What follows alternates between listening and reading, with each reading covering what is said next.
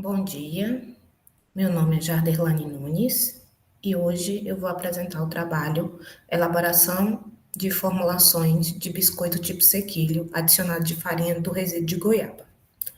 Para iniciar, a gente precisa falar sobre a importância da goiaba no Brasil, né? A goiaba é uma cultura amplamente difundida e cultivada no Brasil, sendo um dos maiores produtores mundiais desse tipo de fruta. Seu cultivo está presente em regiões, principalmente no Sudeste e no Nordeste, onde as condições climáticas são ideais para o seu desenvolvimento. A goiaba é muito apreciada pelos brasileiros, tanto para o consumo in natura quanto na utilização da indústria de alimentos, se destacando principalmente na produção de sucos, doces, geleias e compotas. E aí, para poder produzir esses sucos, doces, geleias e compotas, e principalmente polpa de fruta, esse ramo da indústria gera resíduos agroindustriais dessa produção. E esses resíduos são o quê? São cascas e sementes, que durante o processamento da goiaba, a gente tem uma grande quantidade de resíduos, né, de casca e de semente. Esses resíduos representam de 20 a 30% do peso total do que é processado. E eles são ou descartados ou subutilizados. E aí esse resíduo ele tem um potencial nutricional muito grande, porque especialmente a casca e as sementes, eles apresentam um alto teor de fibra, o que se torna um potencial interessante para a produção de novos produtos. E com a utilização desse resíduo, a gente pode ter uma diminuição do desperdício e do impacto ambiental, né? Já que o descarte inadequado dos resíduos pode causar impactos ambientais negativos. E aí a gente vê o potencial de aproveitamento desses resíduos, né? Quando a gente observa os nutrientes essenciais, o valor agregado e a sustentabilidade. Assim, o objetivo do trabalho, o objetivo principal foi elaborar e caracterizar fisicoquimicamente a farinha do resíduo de goiaba, visando esse aproveitamento, aplicar em um biscoito e assim agregar valor a esse produto. Para a elaboração da farinha, primeiro a gente teve a coleta e o preparo das amostras, que as cascas e as sementes foram coletadas após o processamento industrial da fruta, no caso foi o processamento de polpa. Em seguida, esses resíduos foram secos, moídos e peneirados para a obtenção da farinha. Depois que se obteve a farinha, se fez a caracterização fisicoquímica dessa farinha, né? Foi caracterizada quanto umidade, atividade de água, lipídios, proteínas, cisas, carboidratos e valor energético. Esses dados foram importantes para avaliar o potencial nutricional da farinha. E depois aplicar em biscoito. E aí, para a aplicação do biscoito, utilizou-se as proporções de 15, 20, 25 e 30%.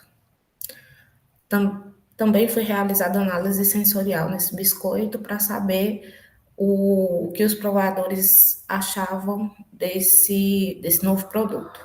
Né? E aí foi analisado o sabor, textura, aroma, cor, e foi realizado esse teste em escala hedônica de 9 pontos.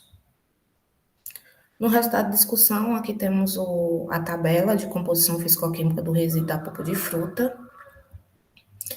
E na análise fisicoquímica da farinha da goiaba, a gente tem que os resíduos de goiaba apresentam 1,26 de acidez, indicando um bom potencial para o uso de alimentos, a atividade de água com 0,5, e assim a farinha possui baixa estabilidade, ou melhor, alta estabilidade e baixo risco de deterioração.